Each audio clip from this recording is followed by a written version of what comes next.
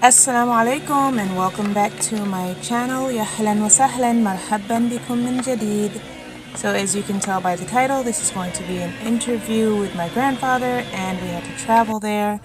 And for those of you who are new here, we usually pack our food to travel with. We don't really like to buy food on the road.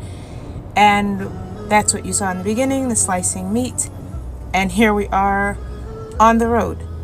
So my grandfather lives all the way up north, and we had to travel from the south all the way to the north to see him because, mashallah, he has reached 100 years old. So I thought it would be nice while we were visiting him to have an interview and just ask him about some of the things, some of his life experiences that he has lived through, especially since he fought in World War II, etc. Over the past 100 years, I just wanted to talk to him and have my parents there, and they're going to interview him as well about his life over the past 100 years. And I'm trying to do this voiceover through all of these driving scenes because I sort of want to give you an idea of how long it took us. We drove all day long into the night, and part of that, or part of the reason why it took us so long, is because we had to stop and make our food. So this is what you're seeing here. Just making the sandwiches from that meat that you saw us cutting up at home. This is all from our refrigerator, you know, the food that we bought. This is what you're looking at, the food that was in our refrigerator. We brought it along with us on the trip, as I said earlier. Huh? So what's your stuff? It is cooked, mamas, but they don't have a microwave, so it's not going to be hot. Come here. Look at this. Just taste it under. Got the turkey with the pastrami under. Put it in your mouth. The mayo, the cheese, the mustard. You want this on the side? That's M&T Bank. What city is this? It's Baltimore. See, we're about to go around this curve. This curve is a very, very nice view. I need these windows. You see it coming up? So we're back on the road after stopping to eat, and now it is almost time for Salatul Maghrib. So we'll probably, more than likely, pull over at a rest stop or a gas station, like a travel station, maybe Sheetz, or I don't know. Where do you all stop when you travel?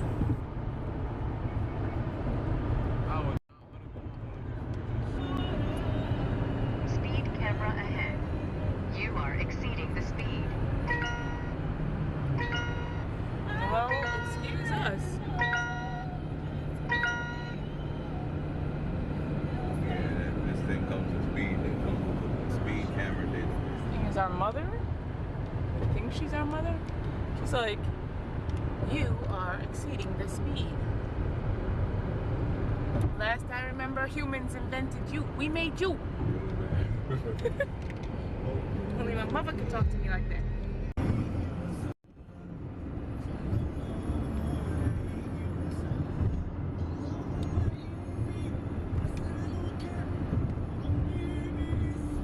New York City skyline versus New Jersey's, right? I can't even see it. So we've probably been on the road for about 10 hours now. It is nightfall, and we have about 6 more hours to go before we reach our destination. Assalamu alaikum. Wa alaikum salam. Abu, we're parked right next to y'all, but we don't know which house. Like, we don't know what color it is. Yeah, when you come, you walk from your car face the house, you come and you see the steps. I'm coming downstairs, just stay where you're at. Okay, doke. Shukran. Assalamu Welcome, son. Okay, Grandpa just turned on the lights. Let's go. I'm glad it's Who's ready to go? You ready, Bear? He covered his face. I'm 10% nervous and 1% excited. Well, your great grandpa is asleep, so what? I'm nervous, but excited, and since they're asleep, I'm okay with it. nervous about? Abu said let's go in and then he'll come back out, I guess. Look at Mama's. Mama's, you gonna go see Grandpa? Go see him. Let's go. You guys go ahead.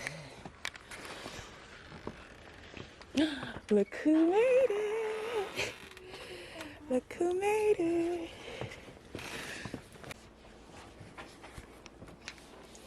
Oh my God, it's just like I remember it.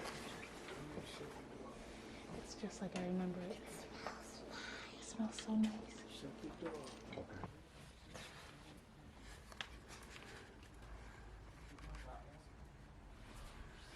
Good morning to the small town of Beacon, New York. Look at these mountains.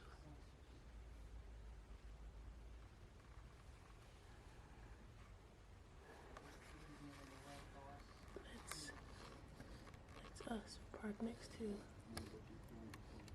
parents.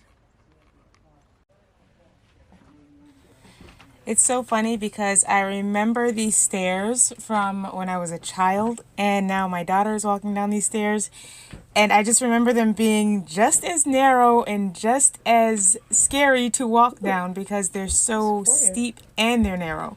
It just feels like you're really gonna fall. And I think she slipped a little here. Yes. Good morning. Good morning.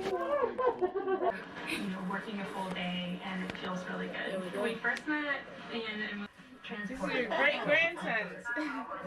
Boy, you really going. Yep. Yep. This is your... Huh? I think so. I'm trying to... He's a lot taller. Okay.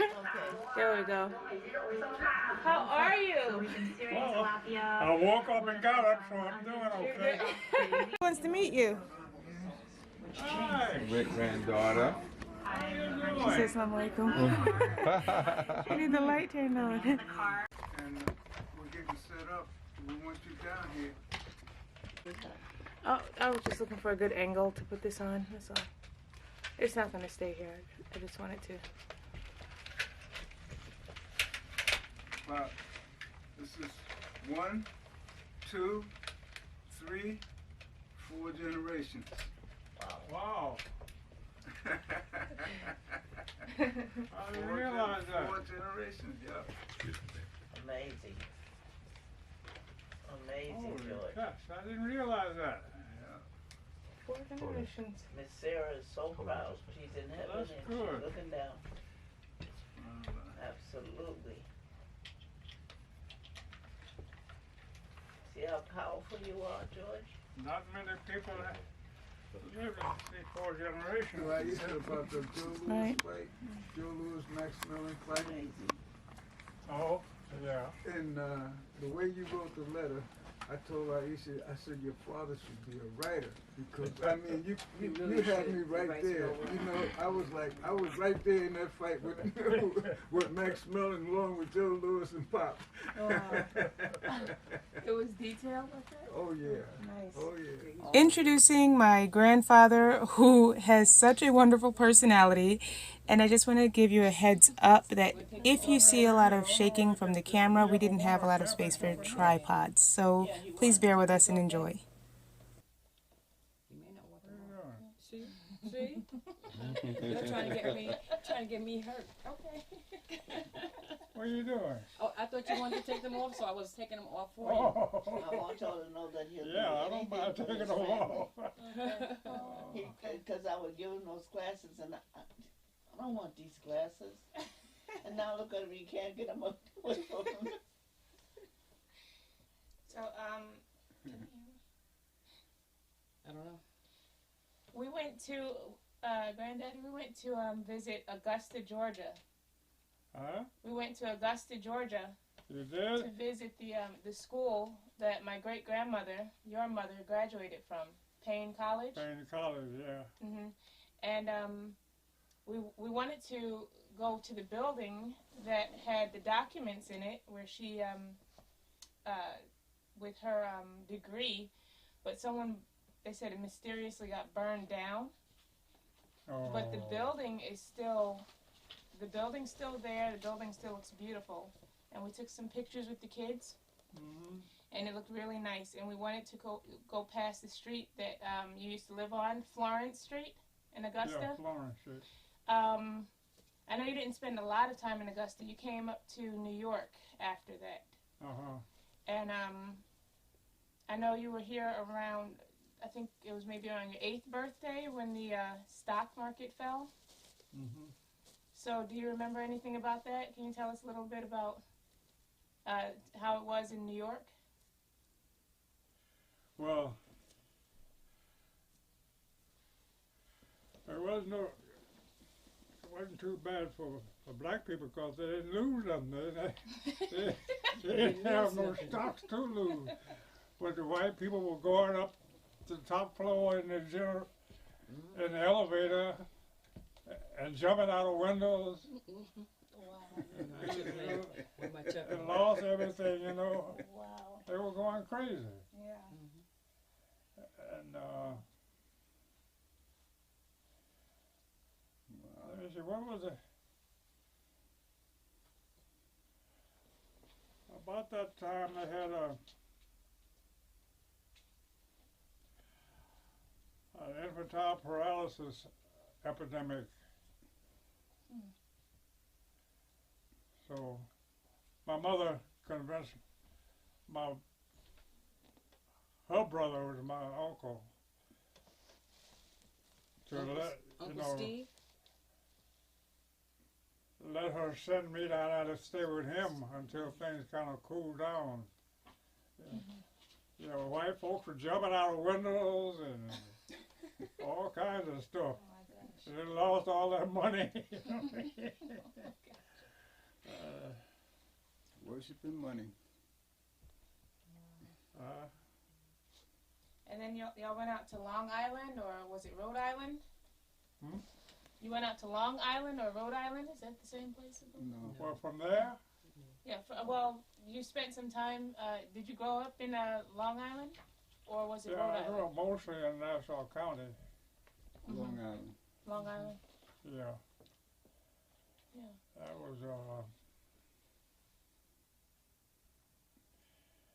I would say Nassau County had the biggest influence on my teenage years, you know. Mm-hmm. But,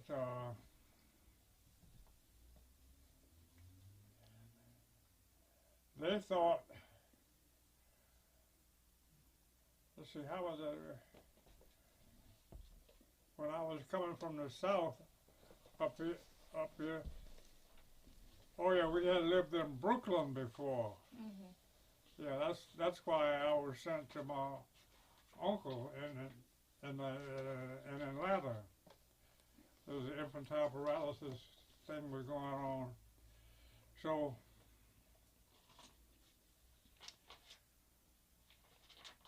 when I arrived in Nassau County, it was mostly all white people there, you know, were coming straight up from the south. But they didn't realize I had lived in Brooklyn before, you know. Mm-hmm. And they thought I was just coming from the south too. Of course, it didn't take them long to find out they'd made a mistake.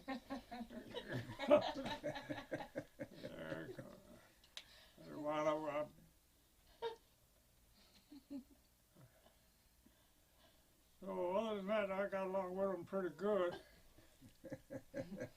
But once they realize. Daddy, how do we get to live in an all-Italian neighborhood? Hmm? How did we get to live in an all-Italian neighborhood? The Costello's house? Remember, that's the house we lived in on Maiden Lane? But everybody was Italian in the whole area. How did we get there? Who found that place, do you know?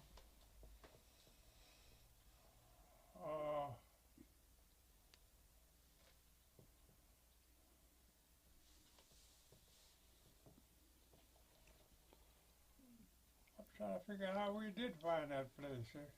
The Costello, yeah, the little short, Maiden Lane was a little short street. And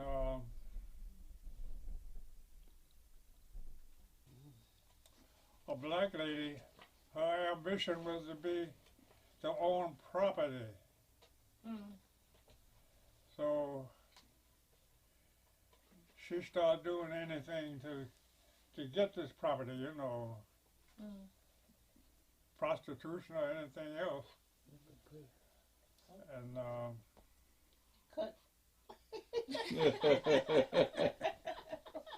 yeah. We're here to tell the truth. Let the truth be told. She paid a tough price for it, though, boy. Something went wrong, and she had to go to the hospital. I'm not sure. And boy, that woman was, you could hear her screaming a block away from the hospital. Oh, no. She was in a lot of pain. She paid a high price for that, to own that property, you know. But that's what she wanted. And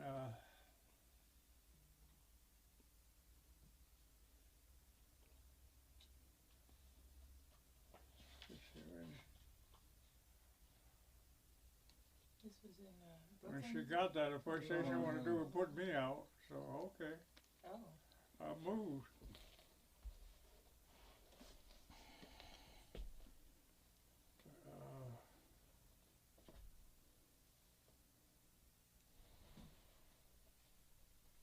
When you went to I was, when you went into the war, were we living there? Were you living there? On Maiden Lane when you fought in the World War II? World War II? Mm-hmm. Let me see now.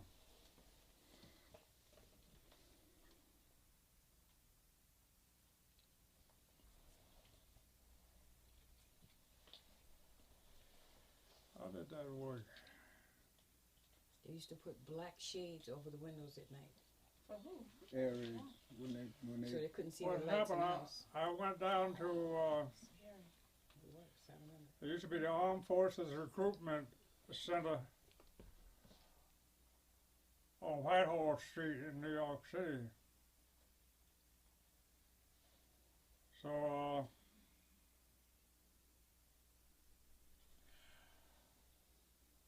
I went down there. I was going to go in the Navy. So I went through all the, you know, questions, filling out questions and everything. But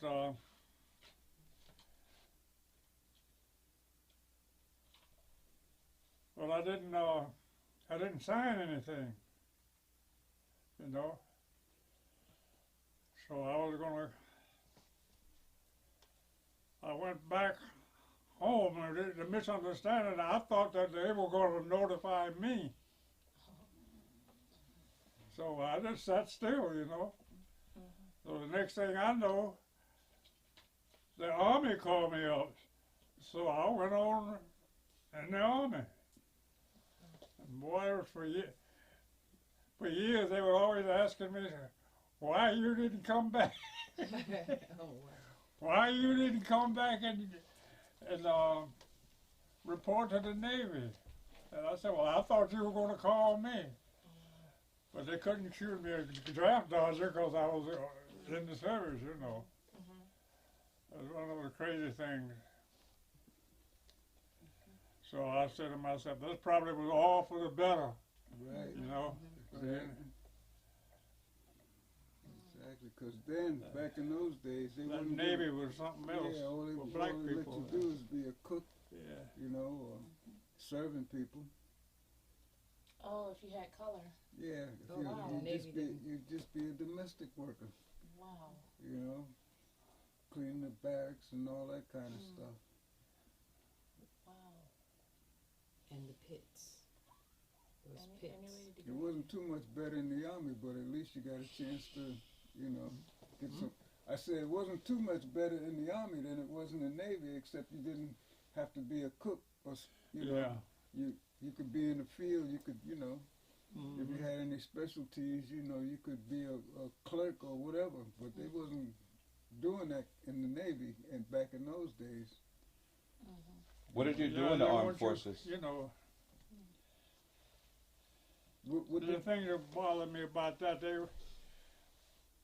like to, like in the Navy, they want black men to be like serving. Right. Stewards, yeah. Me, I didn't care if they didn't eat, you know what I mean? So that wouldn't avoid. What was your job in the Army? The first thing they did,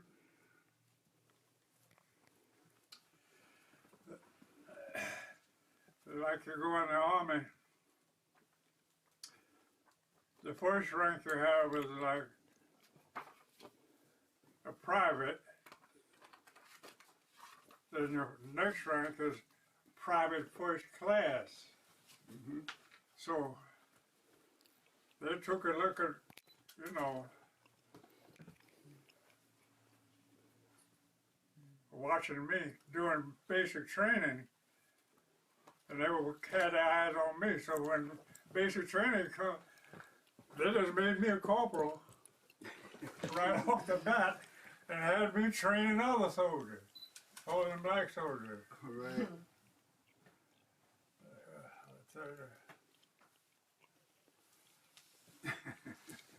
That's the way they do. When they see that you got something on the ball in the military, they'll promote you right away so that they can use you to train the men. Wow. Right. You know. Plus, he blended in those days. What does that mean? Y'all had to build bridges. Blended in. Did y'all have to build What bridges? branch was you in? Engineers? Engineers? Yeah. Engineers, yeah, they did the bridge work, road work. So you had to build bridges. Yeah. Ask him about the civil rights movement growing up. What did he do when he came out the military? How did the civil rights movement affect him? Okay, yeah. Well, one good part of it, I got stationed at Fort Belvoir. That's the home of the Army Engineers. So I didn't have to get a ship no place. I would get me right there in the States. Okay, training. Training people. Okay. So we used to call a PFC personal friend of the colonel.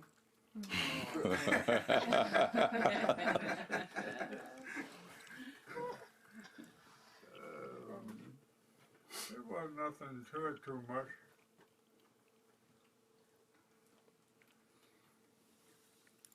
That was probably in the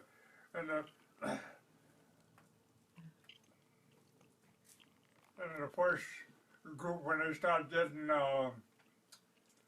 drafting soldiers that had a high school education. You know, before that, they didn't. They had a problem. So I had a high school education, and like I said, they just gave me the training manual. They give me a bunch of men and told me to train them. And we won. Yeah. Yeah, we won. We won. Oh, wow. Wow. What did you do after the military when you come back home with all this racial segregation and everything going on?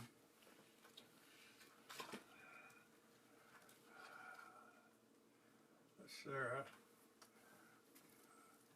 I did something real dumb. I came back and our marriage broke up, and I went back in the Army. That was a bad mistake. I shouldn't have done that.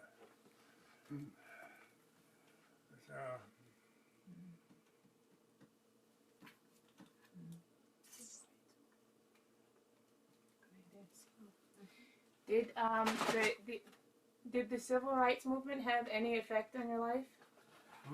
Did the civil rights movements have any effect on your life? Well, yeah, in a way, it had to. You know.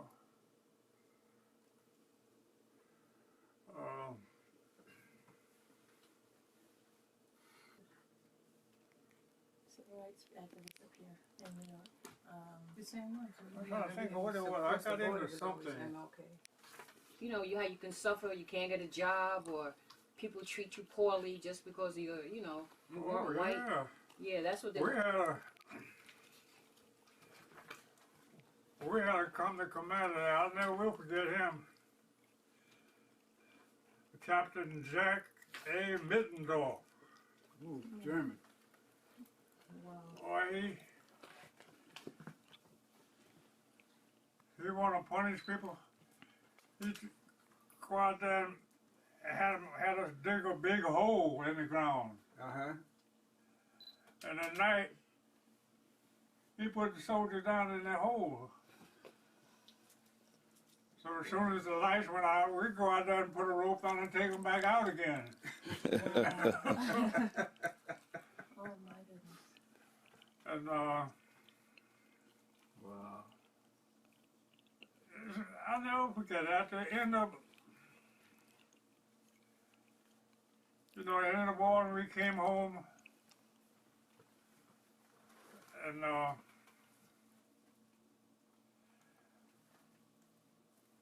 they put us out there on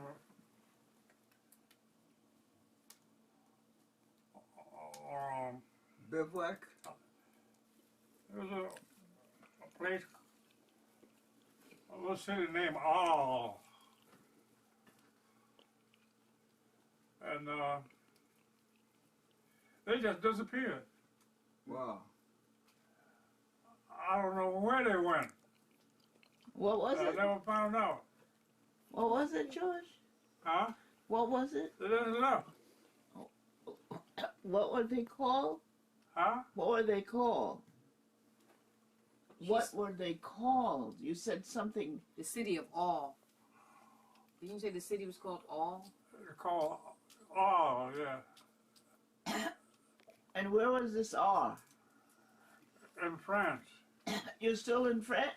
Yeah, still there. I thought we had come back home. No, he went back into the military. Well, we were talking about prejudice and suffering. Yeah. So I guess he was remembering that part of his life. Wow. This is stuff that you never hear about. Mm-hmm. You know? Yeah, you don't know. Yeah, They're still doing that. They just Zoom, they're gone. I don't know what happened to them.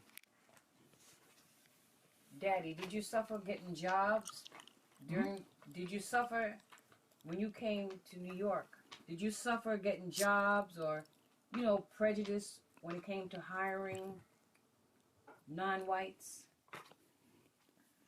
I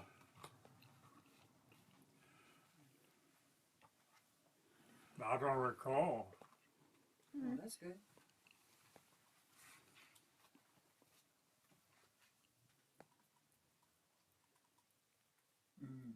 No,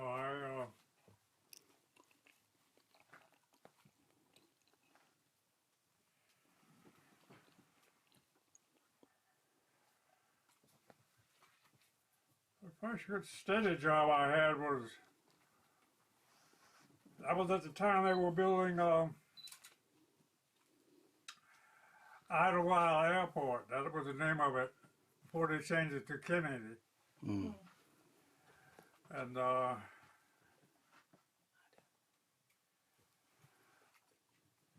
they had these trucks. They were hauling tires, for big trucks, And there's something about if you're running over a nail, somehow they'll always flip up so the point is straight up in the air, and the tire runs over and flattens it. Yeah, they call that Murphy's Law. I know. So they were pretty heavy wood because they were big. And this guy would bring them over there, and I started fixing the flats. So a lot of them had a lot of water and rust on them, so I would take them apart, take all the rust off, and put like a paint around it, keep it from rusting, and put them back together. And then they would blow them up to the pressure and let them sit to see if they were, you know, going to stay and not collapse on them, you know. There wasn't no holes or leaks because they were too big to try to dip in the water. The huge things, you couldn't. And they were dangerous if you didn't know how to take them apart, you know. And you mess around there and that air pressure in there will blow the lock ring off, and it could take your head off you if you know, you're in the wrong position.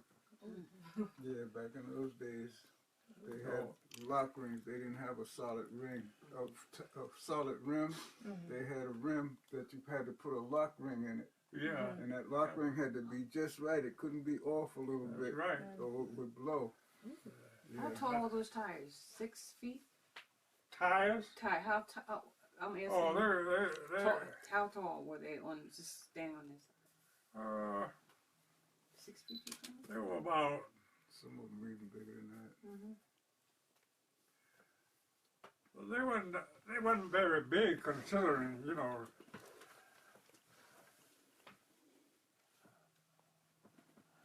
I'd say about maybe 5 feet. Oh, okay. Wow. About up to my shoulder if you stand it up on a tire, you know. But it was heavy work. Did you get paid well? Huh? Did you get paid well? Yeah. Uh-huh.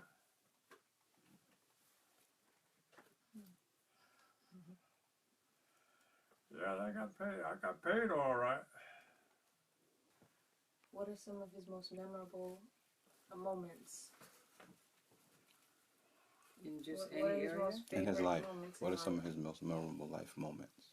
Daddy, What are some of the favorite things? what are your, I guess, your most liked, memorable moments in life? Do you have a few things that you just always will remember, bring happiness to your mind and your heart? I know having me was one of them. Of course. Yeah. See, I knew that. You can say that again. Sounds like a trick question.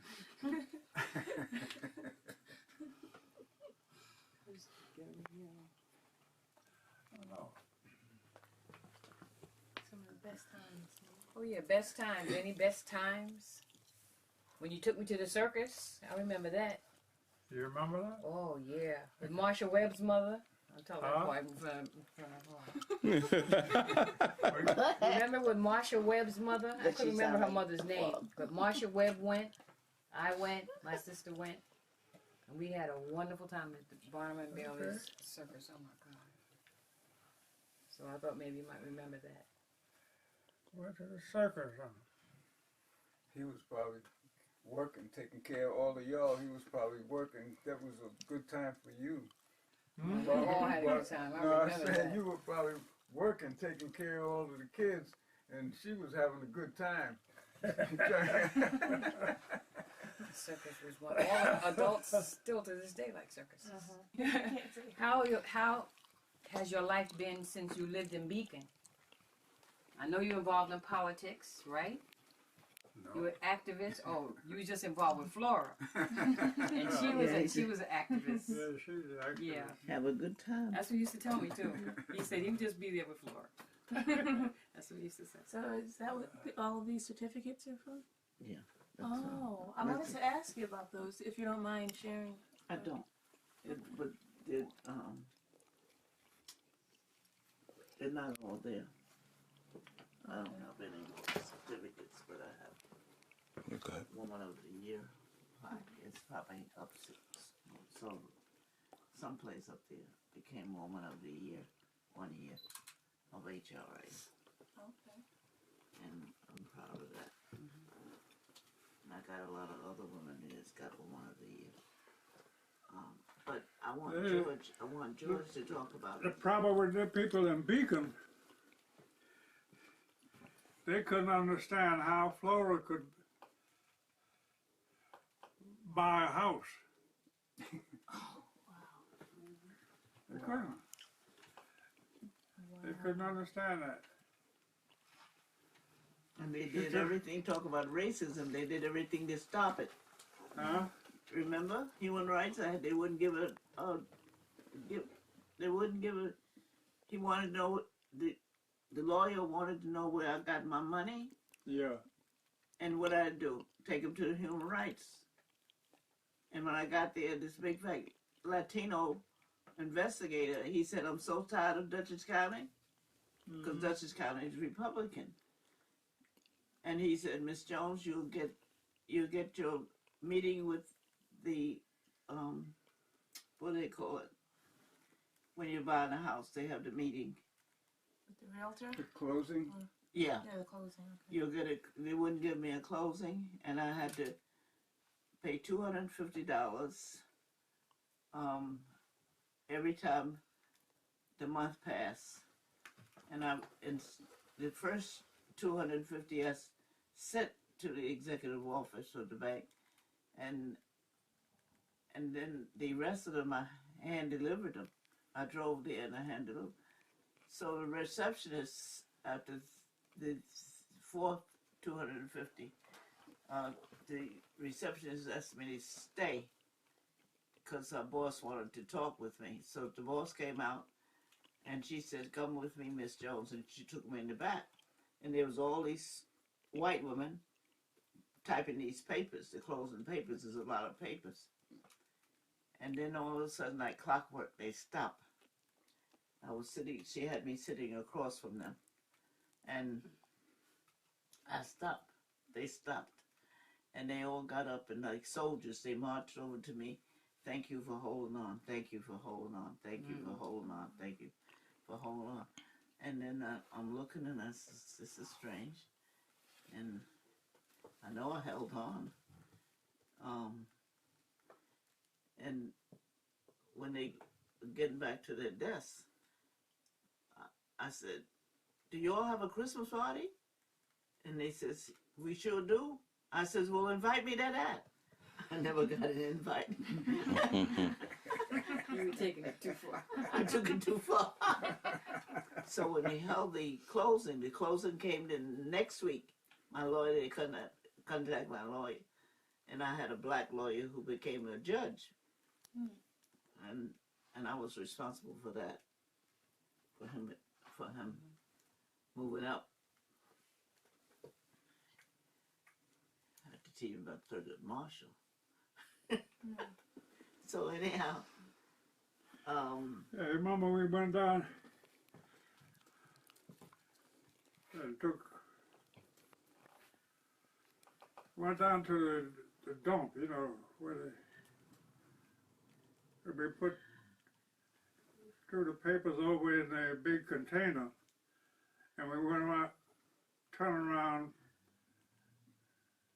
and went out, but we had to go back for something, and there they was, and I climbed up on top of the dumpster, you know, riffling through her papers to see what they could find. Wow. It didn't happen. Okay, so we're gonna wrap it up. Grandpa, how are you feeling? How are you feeling? Your 100th birthday's coming up. I'm feeling fine. That's good. And October 26th. Then your glasses are going to have to say 100. Yeah. You have to find some glasses to say 100. 2001. Yep, he was born in 1921. And it is now 2021. I was gonna ask Ada.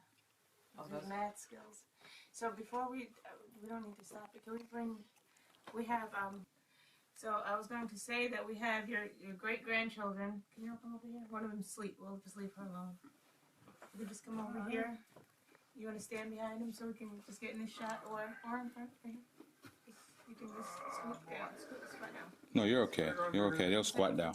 Oh, he's okay? No, they're not going to get in that one. For this shot, no? Okay. Should I move this chair back? Maybe on one knee. I'm saying because his clothes I've got room.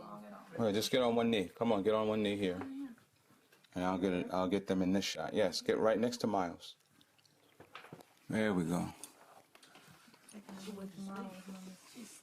Oh, yeah, you do. Yes. Are we all in the shot? No. No. You said it's good. No, it's not. You know what I mean? Mm-hmm. Well, I don't have Abu. Want to back up a little? I'm good. So we have, what is this, 4 generations? 4 generations. 1, 2, 3, 4. Wow. Awesome.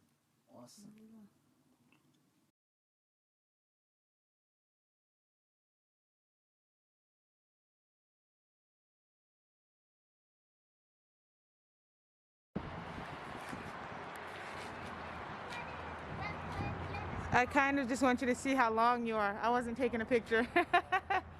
I was just going to let you see how lanky you are. So that last shot outside of the building was us leaving the hotel, and here we are heading back down south. If you have made it this far, thank you so much for staying with us through the entire vlog / interview with my grandfather, who has lived to see 100 years old. Allah be thanked. And we are so happy that we were able to spend that time and have this opportunity to talk with him and learn so much more about him, and that our children met their great-grandfather, and all of the history that we have. Thankfully, it wasn't a bad history. Thankfully, it was built off of love and education.